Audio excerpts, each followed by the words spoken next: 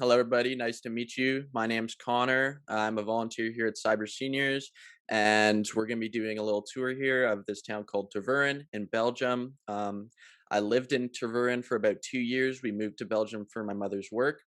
And so I do have a bit of experience, about what life is like in Tervuren and in some of these small towns in Europe that you see. So let's get right into it. So we have a little itinerary here of just what we're going to be covering over the next couple 15 or 20 minutes or so. And so we're going to start off by talking about location and culture and sort of what it's like to live there and where it is. We're going to be talking about a little bit of history. There's a lot of history behind some of these small European towns, so we do have a little bit to go through, but I promise it's not that boring. And then, of course, we have our guided virtual tour. And then at the end, we'll do some questions and I'll give you some answers. So we'll start off with location and culture. So where is Tervuren and what is it like? So this is what Tervuren looks like on the map. It's a little bit east of Brussels, the capital of Belgium. It's a small town and it's within driving distance to a lot of smaller local attractions like Antwerp, which you can see there at the top, as well as other major European cities in Germany, the Netherlands, Luxembourg, and France, and of course other cities in Belgium. This is what Tervuren looks like at sort of a continental scale. You can see a lot of Western Europe here. These are a lot of very popular tourist attractions and destinations that you might see if you go on a vacation to Europe. So you're looking at places like Italy or France or Spain or Germany. And that's sort of why I think this town is so rich and such a great place. As you can see, it's really right in the middle of there at that pin. So we'll talk about some travel destinations. Like I mentioned, many major European travel destinations are very close, so they're great things for little weekend trips or afternoon trips.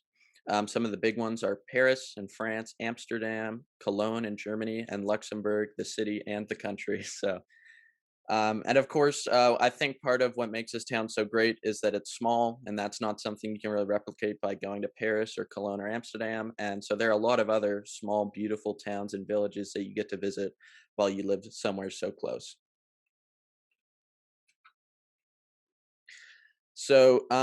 Compared to taking day trips or weekend trips in North America, where you might drive or you might take a shuttle bus, that's not really as popular of an option in Europe. And I think that's something that really adds to the travel atmosphere. One of the more popular options is to take local trains. Usually they run routes to other sort of small train cities, which are train hubs, basically. They're small cities that have tram stations. And of course, they run to some bigger destinations like Antwerp and Brussels. So now we're going to talk about a little bit what it's like living in Tervuren and sort of this area in small towns in Belgium and the Netherlands and things like that. So let's start with the languages because I think language is pretty important. And so it's pretty common across Belgium to speak up to three national languages, which seems like a lot, but I can promise you it's not that hard living there. Everybody speaks English. But the three major national languages that you have would be French, and then there's Dutch and Flemish. And you can see this is a map on the right here. This is kind of what the language divide looks like. And it is sort of a historical map. It's a bit dated, except it pretty much stands to this day. So you can see in pink, the language d'oil or d'oil, that's French. And then you have yellow, the Nederfrankish, that's sort of the origins of where you would get Dutch and Flemish. So you can see there's a bit of a divide between the north and the south, except generally speaking, if you go to Belgium, most people will speak at least two of these. And so now we'll talk a little bit about culture. So Belgian culture is very comparable to a lot of other European cultures.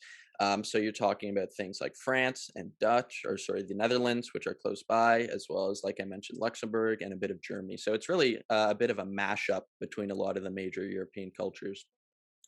And so some of the biggest parts, some that you've probably even heard of, like Belgian chocolate or waffles, it's things like food, as well as there's a lot of cultural intensity when you go to Belgium, revolving around things like art that you might see locally, and some other cultural traditions, which we'll get into a little bit later on in the guided tour. And of course, like I mentioned, food is a very big part of living in some of these smaller European towns, as well as Europe in general. So you have some very distinctly Belgian foods when you go to Belgium. And there's a lot of different things. There's a lot of small, sort of local dishes, and then there's also a wide variety of sort of larger national dishes. And that's something that you'd see not just in Belgium, but in pretty much any European country. So some of the main aspects include meats, butter, and different cheeses, and that would be sort of the national dish where that's very common across Europe. But then there's also some more local options. One of the more peculiar ones I thought was gray shrimp. And that's a pretty big staple in some of the more western parts of Belgium where they're a bit closer to the ocean, where they might have access to more seafood and things like that. And then there's also some sort of inland options, and Belgian endives are a big one. That's a specific type of lettuce, a type of endive, which is a leaf of lettuce. And that's something that's a very big staple in Belgian cuisine. And it's not something, personally, at least I think, that you'd really expect going to Belgium is having them tell you about their lettuce. But it's just one of those quirks that I thought I would include. And one of the biggest things I found interesting about going to Belgium and eating there sort of was the locality of some of these things. So a lot of Belgian dishes include, using beer or alcohol as a cooking device. And it's really interesting seeing in Belgium how many little local breweries there are. And it really gives each sort of area a distinct taste, which I find very fascinating. So, a little bit about sports and recreation. Some of the popular sports in Belgium are things like football, cycling, and tennis, which, once again, is very popular across Western Europe. But especially in Belgium, they'll tell you about tennis if you go to Belgium. You can trust me on that one.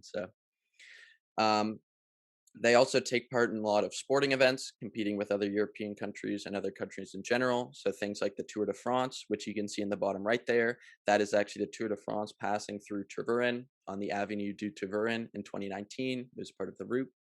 And other things like the Euro Cup for football and the Tennis Europe Tours.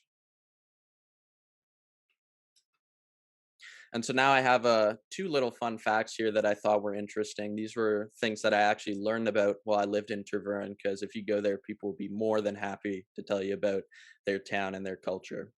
So one of the fun ones is a popular breed of dog known as the Tervuren Shepherd was actually named after Tervuren.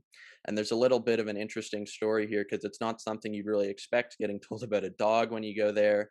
But dog breeding was a very, very sort of popular, they consider it a noble or upper class activity, sort of in the Renaissance period in Europe. And so it was pretty prestigious to have this dog named after such a small town at the time. So that's a little fun fact. And Tervuren also has a lot of weekly activities. So in this case, I mentioned the farmers market. So each week they'd set up a farmers market where they'd have a lot of the farmers from sort of the surrounding areas outside of the suburbs, you could say, and more in the countryside. And they'd come and they'd sell their fresh fruits and jams and pastries and other sort of handcrafted and local goods that they would make there. And I think that's really something that set Tervuren out for me is there are a lot of farms around Tervuren, and so you have a lot of little local delicacies that make it a unique experience. So now we're going to go a little tiny bit here into the history of Tervuren. Like I said, there is quite a lot of history to go around in Tervuren, but I promise it's not that boring. So we'll get through, and I think it's very interesting actually hearing all about what this town was like, up to 800 years ago. So we're going to start with the founding of Tervuren, and they don't have an exact date for the founding, except they do know for the first time it was ever shown. And so for that first time, you had the Duke of Brabant, Henry the First. Brabant, just for a little bit of context here, is sort of the geographic area around Tervuren. It's a little province, and so he was the Duke of this province. And in 1213, he was actually shown in a manuscript, so basically a medieval book, and he was visiting the town and he was standing in this sort of wooden castle that would sort of be traced back, and that's really how they knew he was there, which is interesting. And another interesting thing about sort of the very early history of Tervuren is historians, while they were looking at sort of period documents and different sources, they originally believed that this was referred to as Fura in the medieval times, and it turns out though that that was a different a smaller town, sort of closer to the German-Belgian border, and that's kind of interesting because this little town Fura has a lot of medieval history into it. It has some very important figures, sort of in the local politics, and some very important events. So one of the most interesting things for me while I visited and while I lived in Tervuren was the Tervuren Castle, and it's not there anymore. Except I thought it was just fascinating knowing that there was this giant castle that I basically lived right next to for 2 years, and I didn't even know it. So the Tervuren Castle was originally expanded from that little wooden castle that I mentioned on the last slide that was visited by Duke Brabant Henry I. And it was at one point one of Belgium's largest castles. And so it was kind of used to house nobles and other sort of higher class peoples when they came and visited Belgium, usually because it's just so close to Brussels and it's very roomy and it was very luxurious for the time that it was built at. And so just going a bit more into, you can see at the top right, that is actually sort of a satellite photo of where the castle would have been today if it were still standing. And that's something I find very interesting to look at. And so over the next 200 years after it was built, it was expanded with things like a chapel and a local monastery in the nearby forest, as well as other fancy infrastructure at the time, like a local stable so people could hold their horses and roads. And unfortunately, the castle was demolished before we could ever get to enjoy it. It was in the late sort of 1780s under someone named King Joseph II, and he had it demolished following a fire that took place. So and so we'll talk a little bit about this is the monastery that I mentioned that they built sort of off of the castle. So during the expansion to it in the 1500s, the decision was made to construct a holy site in the nearby woods. And that was thought to bring good luck and make it sort of a more attractive place for nobles to stay. So basically, when they built this, they also built a smaller chapel, though, that was directly connected to the castle. And that was really what brought it up to the sort of noble standards of living at the time, because it was considered unjust or unfit to have such a large building without any connection to religion at that time. And so these are some photos. These are kind of interesting. These aren't of the castle. These are in the nearby woods called the Saunian Forest. They're basically across the street from the castle, but this is the remains of the monastery that they built there. And you can still go and visit these today if you were to go to Tervuren. And that's just something I found very interesting. And so now we're done with the history. I promised it wouldn't be that long. So now we'll go on to our virtual guided tour. And so, sort of, this is just a little bit of a map showing where we're going to be going. You can kind of see the outlines of Tervuren here, and that long road there. That's the Avenue du Tervuren that I referenced with the Tour de France. That's sort of the local border for where Tervuren is considered, sort of below that line. So we're going to start with the Central African Museum, or the Royal Museum for Central Africa. We're going to go on to a local sort of infamous, dare I say, fountain called the Jazz Fontaine or the Water Jazz Fontaine. We're going to look at some of the parks as well. And then we'll be visiting, of course, because we're going to Western Europe. We're going to be looking at some medieval churches because it wouldn't be a Europe trip without looking at churches. So, starting off, the Royal Museum for Central Africa. This was a museum that was built under King Leopold II and was originally used to show or sort of showcase his colonial power in the Belgian colonial empire to other upperclassmen and nobles and international tourists at the time. So, it was originally built in the late 19th century and it was put there very sadly and unfortunately, it does have a very dark history. It was originally put there sort of as a showcase for people to act as what they would call a human museum at the time. And so these were people who were abducted from their homes, usually in the colonial empire, in this case in the Congo, or what we would now call the Congo, and they were brought for exhibition under King Leopold II. And so, since its dark past, however, it has now sort of come forward and it plays a very important part in remembering and reflecting on the atrocities committed in the Belgian Congo and sort of most of Central Europe and Africa by colonial rulers. And so it has displays dedicated to different cultures, as well as a lot of remembrance memorials and memorabilia. And as well, it has a whole wing dedicated to African fauna and flora and their respective study. And so these are some of the exhibits that they had very recently, at least before they were closed due to COVID. So the one on the left, this is an exhibit about the Congo independence. This was a 60-year anniversary. They gained their independence on the 30th of June in 1960. So this one was rather recent. It was in 2020. And then on the right, they have another exhibit called the Decolonization Exhibit. And this is sort of a self reflection by the museum on sort of understanding how and why people would choose to do what they did and all the atrocities that they committed and how they've sort of learned from it. And now they try and they make efforts to sort of make up for their dark past. All right, and so here we are. This is the infamous fountain that I mentioned. This is the Jazz Fountain, which is just Dutch for jazz fountain. It's also called the Water Jazz Band, or in English, Water Jazz Band as well. And this is sort of a local staple for Tervuren. This is sort of one of the unique aspects of having these small towns in Europe is they each have their bragging rights. And in this case, this is one of the things you brag of when you go to Tervuren, or you brag about. You say, I went and I saw the Water Jazz Band. And so it was originally built in 2005 by an artist called Tom Franzen. He's a very popular sculptor and sort of metalworking artist. And he has a lot of works across different Western European cities. So he has works where he's made statues in Berlin and Paris and a lot of these sort of bigger cities. And this is one of his more local attractions.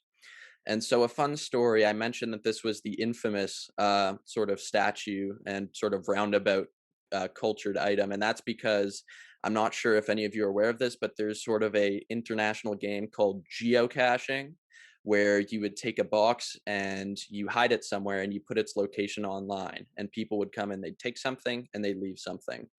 And one of the sort of bigger events that happened while I lived in Tervuren was someone hid a box inside one of the frogs' mouths at this little statue. And that created a lot of issues because now all of a sudden, when you're driving to work, there's people who are walking around in this fountain looking for a little box. And it even got to the point where they actually had to tape off the center of this little fountain. So that was just a fun little piece of history. And so this is the view of it. This is another satellite image. You can see it there at sort of the bottom left. It's in the middle of this roundabout. And then it's sort of at the top, you can see just where it is in sort of relevant location to the Colonial Museum. And that's that big building at the top. The little building in between it, I don't have a slide for it, but it's called the Colonial Palace, and it's another sort of piece of the Central African Museum. It's less history focused, it's more culture focused, and so they host weddings and different events there now. And it's also sort of a day activity if you live in Tervuren to go to the Colonial Palace and you learn about culture and some different aspects of what happened. And so now we're going to be looking a little bit at the parks around Tervuren. Tervuren is famous for these sort of parks that have a lot of waterways integrated into them and different sort of canals and things like that. Um, and the parks, they also have a lot of wildlife, which is something you don't necessarily see in some of these bigger cities in Europe. And that's sort of that small town charm that you get is going and being able to watch some of this wildlife. And so it's not just sort of the wildlife you'd normally think of in parks like raccoons and squirrels. They also have a lot of aquatic wildlife, which I found very interesting. And so that was one of the big things as well to go and do during the day was to go feed the geese and hope you don't get bitten on the thumb because they are kind of nasty. And so once again, this is sort of how you can see just how close everything is to each other in this sort of small town. So you can see at the top, sort of middle there, that's the Royal Museum for Central Africa. On the left, that's actually where Tervuren Castle was. You can see sort of the little outline coming out with those trees, and you can just barely see the water jazz fountain at the top left there at the Avenue de Tervuren. All right, so here we are. We're at our churches part here. This is called the St. John Evangelist Kirk, as you would say in Dutch. It just means St. John's Evangelist Church. So it was a local church. It was built in the early to mid 13th century, so in the 1200s, under the rule of Henry I, the same Henry I that we saw in Tervuren when we first sort of discovered it in history. And it's sort of another staple of Tervuren's tourist attractions.